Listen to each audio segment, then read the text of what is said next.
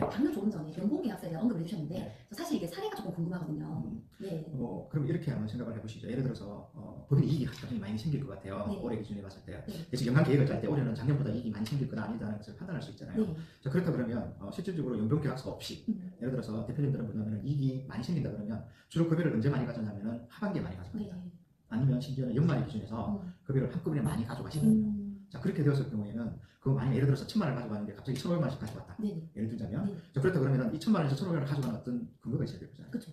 그럼 어떤 근거로 가져가는지 세무당국에서 소명하세요라고 얘기하면 증명할 방법이 없잖아요. 자, 그런 것을 대항하기 위한 준비 중에서 연봉계약서라는 게 있습니다. 자, 그 연봉계약서는 뭐냐면 물론 연봉계약서 양식도 있겠지만 네. 그 뒤에 보면 올해 우리 회사의 목표들을 설정을 합니다. 네. 그럼 그 설정을 해서 그 달성조도에 따라서 임원들한테 성과급이나 이런 걸 줄 수 있는 근거조항이 될 수도 있거든요.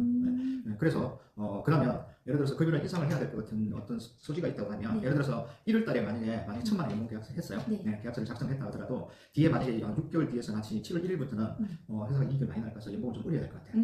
그냥 그래서 500만 원 올리는 것보다 다시 연봉 계약서를 1,500만 원짜리를 작성을 해서 다시 만들어 놓으시면 그러면 그거라도 이렇게 해서 우리가 사실은 회사가 이때까지 못 받는 보상을 못 받은 거에 대한 어떤 제대로 된 법인 대표님이나 임원들한테 제대로 된 어떤 보상을 주기 위한 어떤 근거 자료가 될 수 있는 부분이고요. 나중에 이제 이게 어떤 근거에서 급여를 인상했는지에 대한 대항할 수 있는 어떤 그런 부분이 될 수 있기 때문에 법인 입장에서는 반드시 준비하시는 게 필요하지 않을까 생각이 들죠. 맞습니다. 네.